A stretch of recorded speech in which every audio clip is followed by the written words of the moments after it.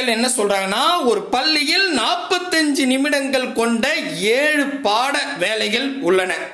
அப்பள்ளியில் பாட வேலைகளை 9 ஆக மாறும் பொழுது ஒவ்வொரு பாட இடைவேளை கால அளவு எவ்வளவுன்னு 7th நியூ புக்ல கேட்டிருக்காங்க. கொஸ்டின் புரியுதா பாருங்க. ஒரு ஸ்கூல் இருக்குது, ஒரு பீரியடுக்கு 45 நிமிஷம் ஒதுக்குனா ஒரு நாளுக்கு 7 பீரியடு பிரிக்க முடியும். சரிங்களா? ரைட்டுங்க. இப்போ இந்த 7 பீரியடை 9 பீரியடா மாற்றணுமா? அப்படி 9 பீரியடா மாற்றணும்னா ஒவ்வொரு பீரியடுக்கும் எவ்வளோ நேரம் ஒதுக்கணும் அப்படின்னு கேட்குறாங்க. புரியுதா? கொஸ்டின் முதல்ல புரியுதுங்களா? முதல்ல புரிஞ்சுங்க. சரிப்பா, புரிஞ்சுக்கிட்டேன். இப்போ என்னன்னா 45 நிமிஷம் ஒரு பீரியடுக்கு நான் விட்டா ஒரு நாளைக்கு 7 பீரியடு கிடைக்கும். ஓகேவா? ரைட். இப்போ இந்த 7ன்றத 9 இன்க்ரீஸ் ஆக்கணும். அப்படின்னா டைம் எப்படி வரும் ஒவ்வொரு பீரியடுக்கும்? இதான் கேள்வி. நான் போட்ட பேட்டர்ன் புரியுதுங்களா? பீரியடுக்கு நேராக 2 பீரியடுக்கு இருக்கு 7 9ன்னு அதை நான் போட்டுக்கிட்டேன். அதுக்கப்புறம் டைம் ஒன்று தான் கொடுத்துருக்கேன், இன்னொன்று நம்ம கண்டுபிடிக்கணும், அதை அப்படி வச்சு எக்ஸ்ன்னு வச்சுக்கிட்டேன். இப்போ வாங்களேன் பேசிக்காக பார்ப்போம். இதில் அழிச்சிட்றேன். என்னங்க இது ஐயோ மாட்டேந்து எங்கேயோ போயிட்டுனே 1 செகண்டுங்க. சரி, கரெக்டாக கொடுங்க. இப்போ நல்லா யோசிங்களேன். 7ன்றது 9 அதிகரிச்சிருக்கு. கரெக்டா? கரெக்ட். நல்லா யோசிங்க.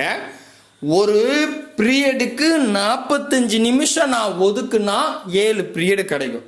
இப்போ இந்த 7 பீரியடை நான் 9 பீரியடா அதிகரிக்கணும்னா இப்போ 45 விட குறைவான டைம் போட தானே பீரியட் இன்க்ரீஸ் பண்ண முடியும். கரெக்டா இல்லையா? நம்ம ஸ்கூல்லாம் படிச்சிருக்கோம்.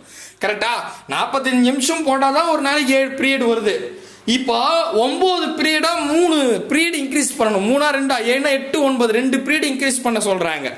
அப்போ கண்டிப்பா ஒவ்வொரு அந்த 45 நிமிஷம்ன்றது கண்டிப்பா ஒரு பீரியடுக்கு கம்மியாக தான் ஆகும். ஏன்னா அப்படி கம்மி பண்ணாதான் 2 பீரியட் எக்ஸ்ட்ரா ஆக முடியும்.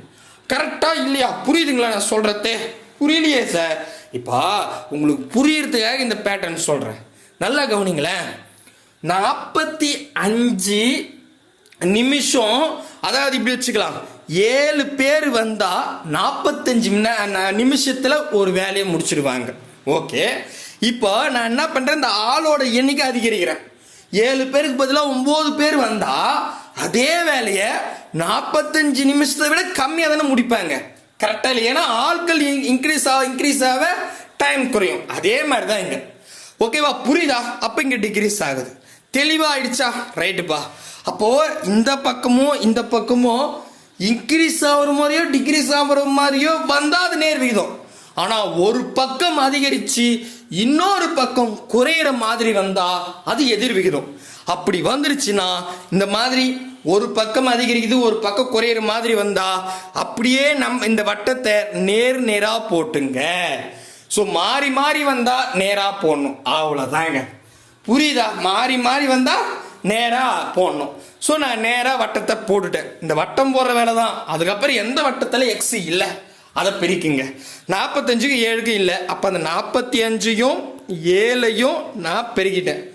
எந்த வட்டத்தில் எக்ஸ் இருக்குது 9 கூட அந்த 9 வகுத்துருங்க. அவ்வளோதான்பா, முடிஞ்சிருச்சு. அடிக்கலாமா? அடிங்க. 1 3 3 3 9 1 3 3 1 3 3னா 4ல் 3 போச்சுன்னா மீதி 1 இருக்கும். பக்கத்தில் போடுங்க. 15 வரும். 5 3 15. 1 3 3 5 3 5. கரெக்டா? கரெக்ட். அப்போ இங்க 5 இருக்கு, இங்க 7 இருக்குது. 7 5 35. அப்போ 35 நிமிஷம். அவ்வளோதாங்க. ஆப்ஷன் இருக்கா? பாருங்க, 35 நிமிஷம். ஆப்ஷன் பி தான் சரியானவை. புரியறதுக்கு தான் நான் இவ்வளோ லென்த்தாக சொன்னேன்.